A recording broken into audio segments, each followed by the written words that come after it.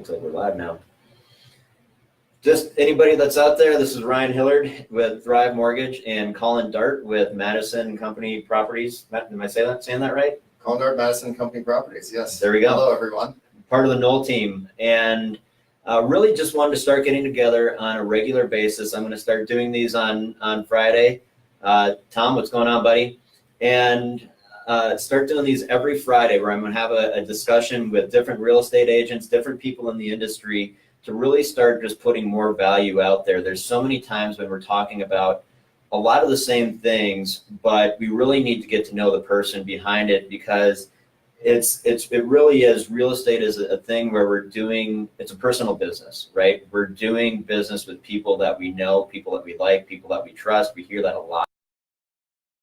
Rather than just throwing out all the same stats and things like that, which are important, let's have conversations about people and what it's going to look like. So Colin is nice enough to take a little bit of time out of one of the busiest weeks that he's had so far right now. Yeah, it's been fun. Yeah, awesome. And so let's just start out. Why don't you just tell everybody a little bit about yourself, a little bit about your background, and how you got into real estate. Cool. So I've been in real estate for 2 years now. My previous life career was in hospitality. I worked with liquor, beer, and wine, and not people, but the hospitality component of it, I think, attracted to real estate as well. Very relationship-driven business, and those of you that are in the hospitality industry understand that's really what you're selling, not the liquor, beer, and wine, but the experience. So I did have a mentor that I've been talking to for many, many years. What's up, Luca? That had been talking to me for years about making the transition over. It was going to help me with what I needed to get into the industry. And I finally made the move 2 years ago and haven't looked back. It's been amazing. Those of you that are new in the industry, you know the first year is difficult. And those of you that have been in for 10 years, remember your first year, and it wasn't easy for anyone, I don't think. Yeah. But now I'm hitting a stride a little bit more. So talk about that for a second. Like, people that are new in the industry right now, obviously we hear a lot about compression and stuff like that. Do you have any advice that you give people that are just starting out, just kind of figuring out how to get through year one?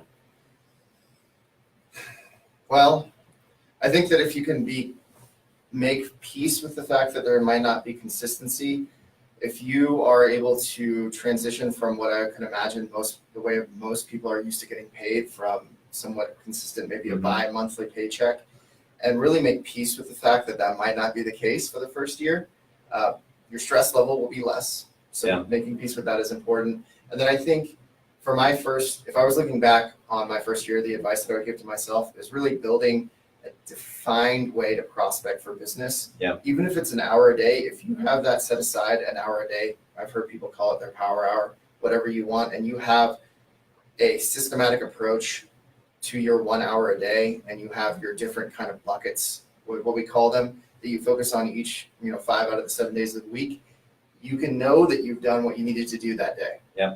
And that's sometimes the only way you get paid your first year. And going through it and being able to do it and feeling like you're doing, being productive, right? Yeah. Rather than just like going to bed every night and being like, I didn't get paid and I don't feel like I accomplished anything. Perfect. Yeah. Perfect way to put it. Yeah. And then I think the other thing that maybe I'd add, you obviously gave a shout out to Luca, and so you had a mentor there, and you're on a great team. So. Yeah, the team that I'm on now, the Knoll team at Madison, I can't thank enough for the guidance that I've been given. I know the systems that I've been taught in a lot of different aspects of our business, be it dealing with buyers, sellers, or just dealing with kind of how you run your daily business, have been infinitely helpful in making sure that my time is used in a valuable manner, and I'm not kind of just grasping at straws or being very reactive, and instead being a little proactive. Yep, awesome. What about, as you go out then and go through the process, and you're getting buyers, you're getting sellers, you're meeting more and more people, in this market, because for those that don't know, Colin does it kind of a market update and recap every week.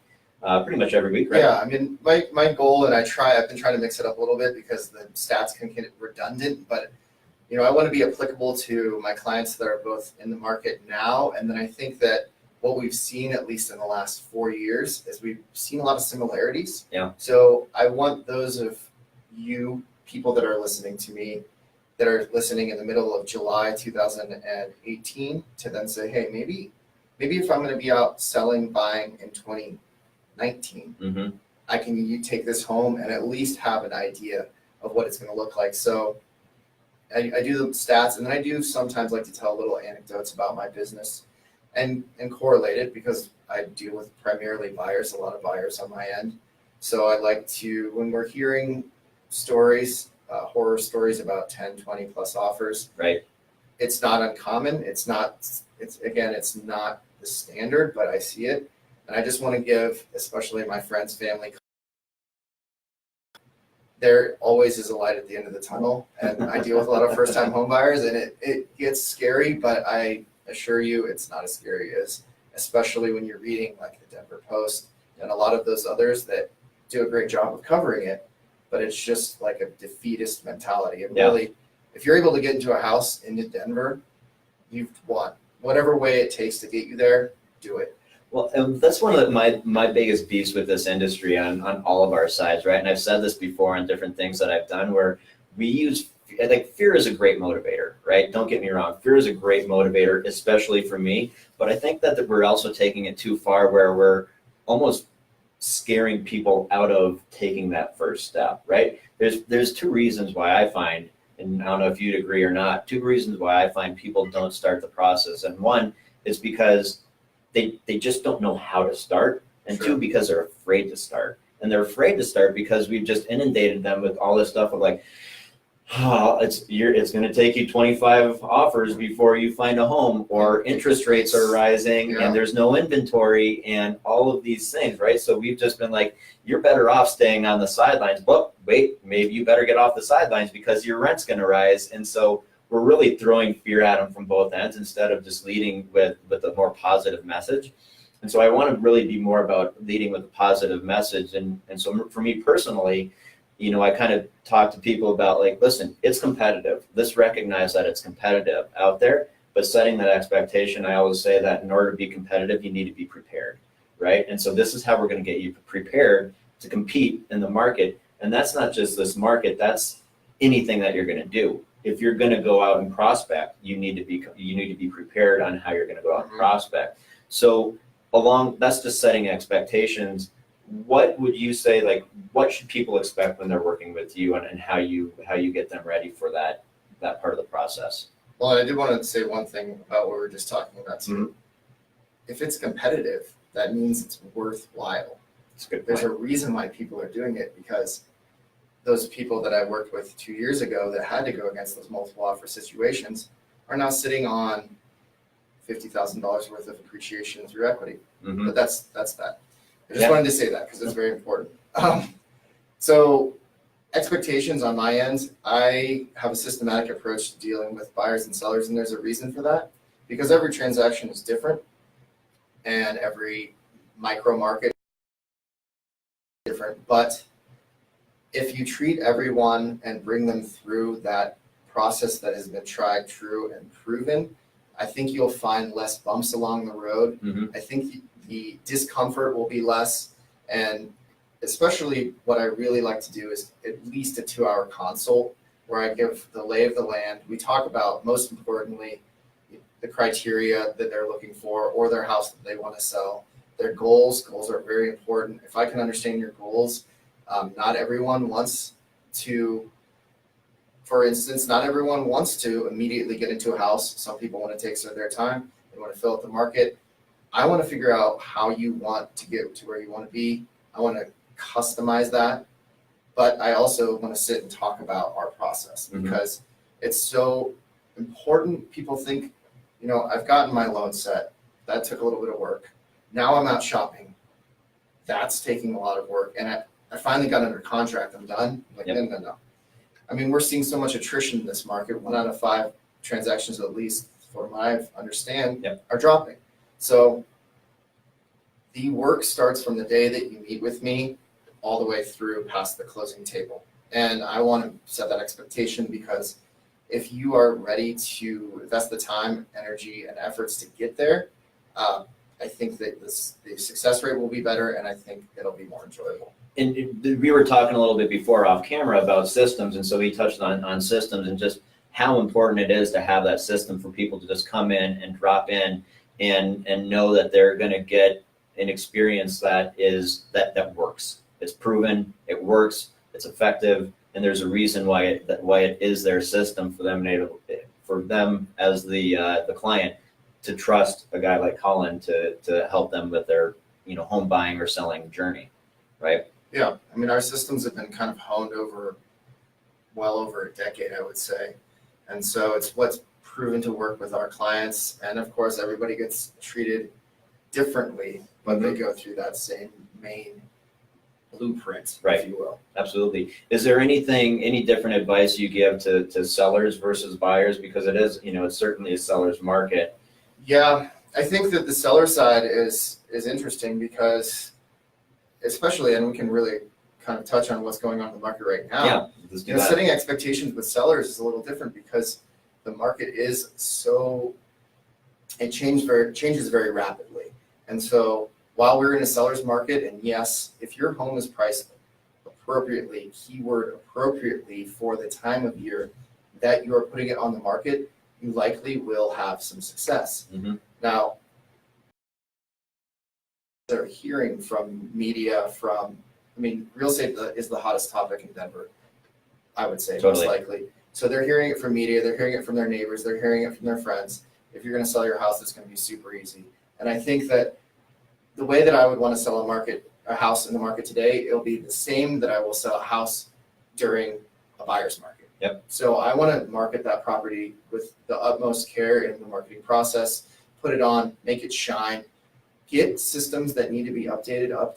If the roof looks like it's on its last legs, we just replace one before we put it on the market, and we are marketing to investors. Yeah. I don't want to sell a house just because it's a seller's market doesn't mean that you should try and get away with things. I don't think it sets a good.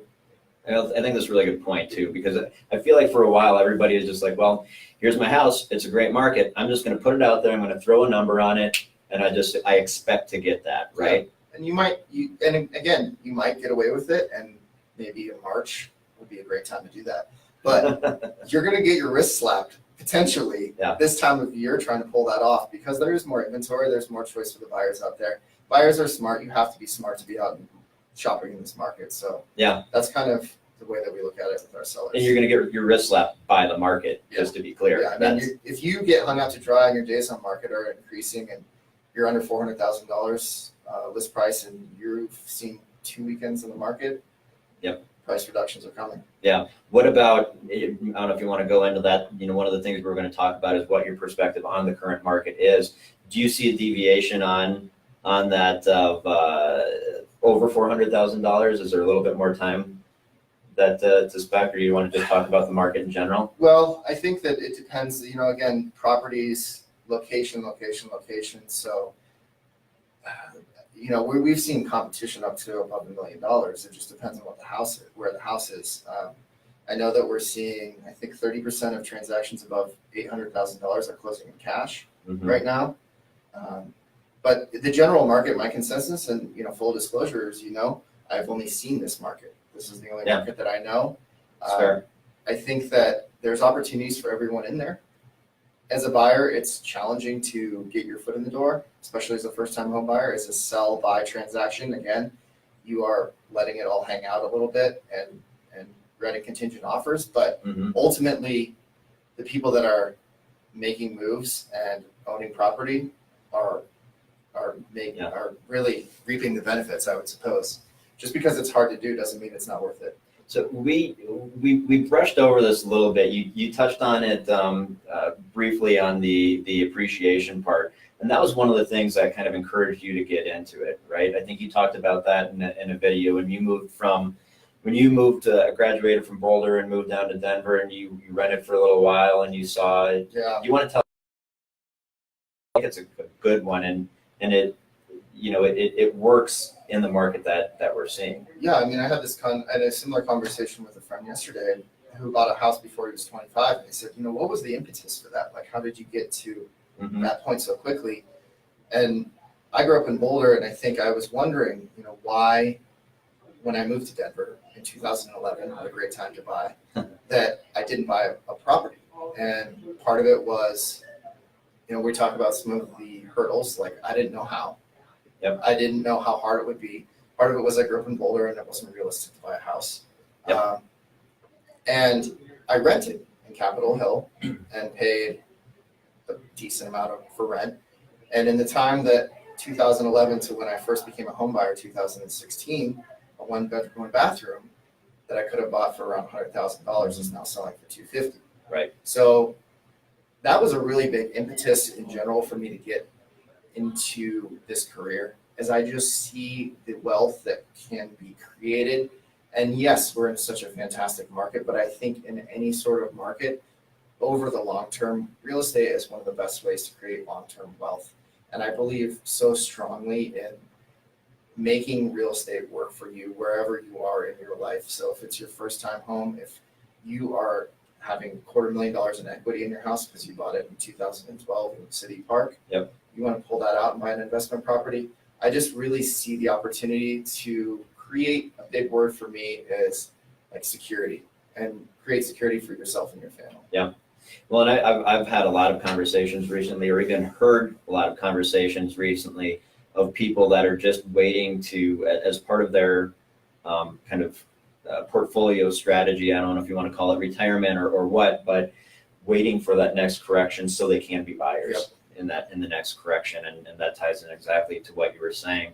As you kind of go through, there's different parts of our job that we like. What would you say that your favorite part of your job is? And by the way, you don't get to say helping people, because helping people, this is what I tell everybody. Job, yes. Yeah, helping people, that is there's not a lot of barriers to entry in this job, right? But helping people is the one barrier to entry. If you don't like helping people, you don't get to ride this ride. Helping people is that you need to be this tall to get on this ride.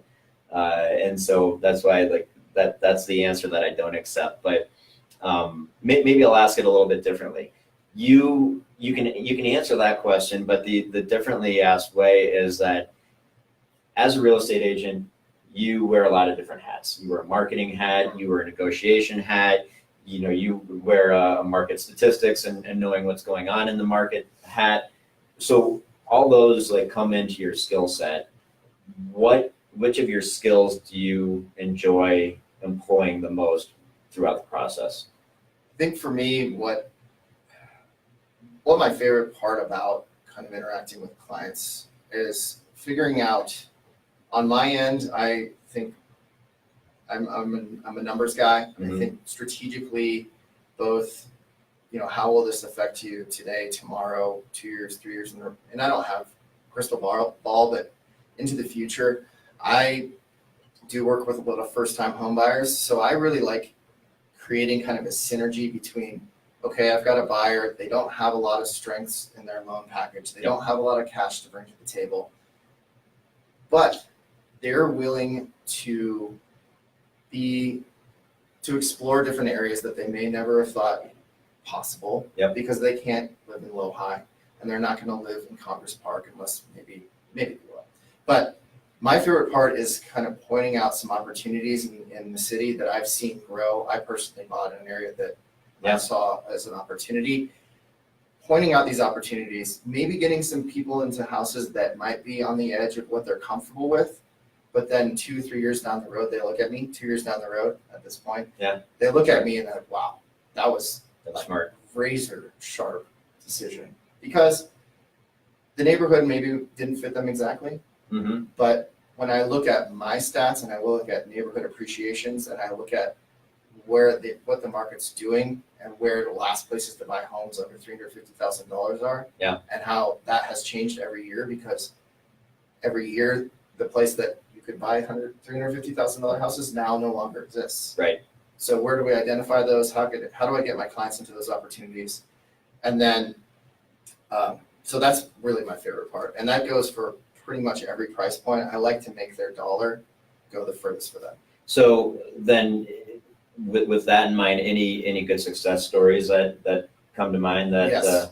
Yeah. you want to share? Well, the one that I'm most pleased with would be, and this is because it was a very unique client that was looking for, one of a good friend of mine that was looking for a house, first time home buyer, that also wanted to have a gym on the property. Okay. And his girlfriend also throws pottery, or is that how you say it? She does that. So they needed space for those two things. And he was working a normal job. She's working a normal job. We were able to find them in their price point, under $300,000. Not zoned for, but a duplex. So they could rent out the back unit, an extra garage space for his gym, and an extra space for her pottery. So now they're not working full time, and they're actually able to pursue their passions. I worked out with him this morning, in fact. But I watched his business like explode since he's had his own gym. So is he a trainer? He's a trainer. Okay, so that's why, he didn't want it just for, not that there's anything wrong with wanting it just for yourself, but he wanted it to, So that was a big, because I've been able to watch them after they've closed, and that to me, and it was an area that they would have never, we bought at, they wouldn't be able to afford it. It's crazy. So watching how it's changed their lives drastically, not just owning a home, but being able to change where they were getting their revenue from, was huge for me. Yeah. So that made it totally the best. Yeah, no, that's So awesome. there's been some good ones. That's awesome. That's a great story too, because it ties back into, it's not just about real estate, right? It's about people. And so that's really what we're doing here. It's about people and having that conversation, being able to understand what they really want. When you sit down with them in the buyer's consultation and asking them those questions, that you go through a pretty comprehensive checklist and understanding how they want to live, right? Sure. That's part of how they want to live, and understanding that in order to be able to accomplish that goal, which you did 100% right there. I mean, they will not be paying mortgage within about a year and a half. That's amazing. Them taking ownership, which I don't think I can do that on every property, but that one. Yep, you heard it here. Yeah. Any areas that you kind of have your eye on right now, or that without giving away secrets that? No, I mean, there's plenty of business and secrets to go around. I really focused a lot on the Villa Park, Barnum's, Villa Verdes, Altamar Parks. I like that area. If you're an investor, I think there's a lot of opportunities for flips over there. There are some brick ranches over there that are nice. I'm starting to go to East Colfax, which I'm still a little nervous about. Yeah. But again, I'm going to put my money where my mouth is, and that's where I'm looking to go later this year. So I'll report back with findings. Yeah. And see how it goes. But I was driving out there yesterday, and it was looking it'll be a developing move. But yes, so I like East Colfax a little bit right now. There's some brick ranches out there that are still above 2,000 square feet. You can get for under 280. Okay. So good opportunities there. And I really like all the new builds that are going in. Yeah. Personally, I think that those are solid opportunities. Colorado, I mean, I wish, what a beautiful building. Totally. Big house. Tons of great buildings going in that I think will hold a lot of value too. Well, I mean, I moved here in 2000, right? August. Well, so this is the month that I moved here. August 28th of 2000 is when I moved from Wisconsin. At the time, I mean, East Colfax, you didn't even drive on East Colfax. So the fact that there's, we're finally getting there. To be fair, where I live though too, and I see Mike Greff was on. Mike's one of my neighbors, and where are you? What's that? Where are you? In Jefferson Park. Oh, yeah. So where we live in Jefferson Park, 6 years ago, you didn't go. Now, unless you were going to a Broncos game, you didn't want to go through Jefferson Park, right? And so that was it. But now, the home appreciation that I've had has been, honestly, it's been over 6 figures of home price sounds about right. appreciation in 4 years. So it's ridiculous, right? Yeah, that's so amazing. If you can take $25,000 of appreciation in 4 years, where else are you getting that? So it goes back to kind of what you were talking about earlier too, of just having it being part of your portfolio of what you're looking for going forward in the plan. Anything else that you want to share that we didn't touch on in the meantime? I mean, minutes now, which I'm surprised. That was good. I suppose. No, I'm. Thanks for bringing me on. Yeah, it was absolutely. awesome. I mean, I definitely enjoyed sharing, and I would love to give feedback on some stuff because I know there's a lot of brokers and real estate people watching. So Yep. hit me up on Facebook. Yeah. So Instagram, where can whatever. people find you? What are your Yeah, so Twitter handles? Facebook's a good way to get a hold of me. Colin Dart, Madison Company Properties, Colorado Real Estate 5280 on Instagram. But I love networking with my colleagues. I think that it is very important. I love learning what you guys are doing and how I can improve. So I'm all ears. Awesome. Well, man, thanks for being on here, and tune in next week. We'll have another guest on here doing the same thing, but look forward to maybe having Colin on, maybe again towards the end of the year Updates. and do some updates. I mean, there's a lot of people that know a lot of stuff, but Colin's got his stats dialed in, and so if you have questions on that, especially, he's a great resource for me and for a lot of other people that rely on that type of information. So thanks again, and we'll catch you next week.